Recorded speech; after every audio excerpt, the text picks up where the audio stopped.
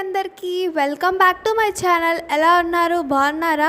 ఈరోజైతే నేను మీ అందరి కోసం ఒక రెసిపీ అయితే తీసుకొచ్చాను.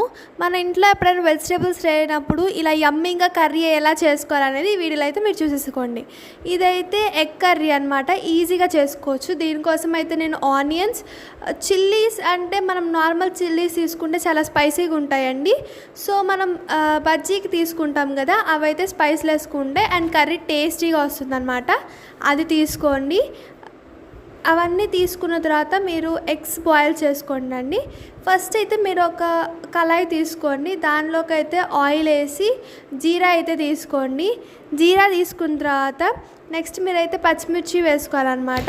ఈ పచ్చిమిర్చి కొంచెం ఫ్రై అవ్వాలి, ఎందుకంటే అది మంచి టేస్ట్ రావాలి కాబట్టి. నెక్స్ట్ అయితే కొంచెం ఆనియన్స్, మీరు కట్ చేసుకున్న ఆనియన్స్ వేసుకోండి. వీటన్నిటిని మంచిగా కుక్ అవ్వనివ్వండి. ఎంత బాగా కుక్ అయితే అంత మంచి టేస్ట్ వస్తుందన్నమాట. సో ఈ కర్రీ అయితే మీరు కూడా ఇంట్లో ట్రై చేయండి. మీ పిల్లలకి డెఫినెట్గా నచ్చుతుంది.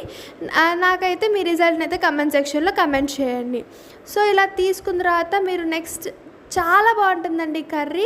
నేనైతే చాలాసార్లు ట్రై చేశాను. ఇదైతే మీకు యూస్ఫుల్గా ఉంటుందని ఈ వీడియో అయితే అప్లోడ్ చేస్తున్నాను అనమాట. సో ఒకసారి వాటన్నిటిని మిక్స్ చేసుకోండి. నెక్స్ట్ అయితే మీరు సాల్ట్ వేసుకోండి, ఎందుకంటే మనము సాల్ట్ వేసుకుంటే వెజిటేబుల్స్ అనేది క్విక్గా కుక్ అవుతాయి అన్నమాట.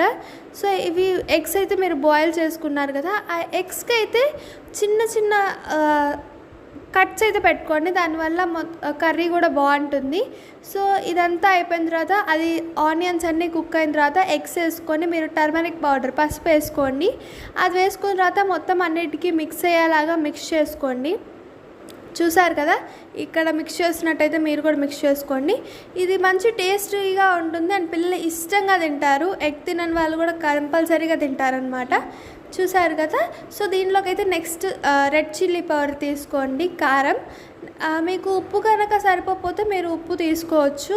ఇదైతే నేను ట్రై చేసి మీకైతే యూస్ఫుల్ అని చెప్పి వీడియో పెడుతున్నాను. మీకు ఏ విధంగా యూజ్ అయిందని చెప్పేసి నాకైతే కామెంట్ సెక్షన్లో పిన్ చేయండి. సో ఇదన్నమాట మన ఎగ్ కర్రీ. ఇదైతే చాలా బాగుంటుంది. ఇప్పుడు రైస్లో మిక్స్ చేసి ఎలా ఉందనేది నేను చెప్తానమాట. ఇది కనుక రైస్లో కలుపుకొని తింటే చాలా బాగుంటుందండి. పిల్లలు అయితే ఇష్టంగా తింటారనమాట. ఎంత బాగుంటుందంటే మీరు రోజు చేసిన దానికంటే ఇదే బాగుందని చెప్పి ఖచ్చితంగా ఖాళీ అయిపోతుంది మీరు చేసిన కర్రీ అయితే. ఇది మీరు కంపల్సరీగా ట్రై చేయాల్సిన రెసిపీ అనమాట.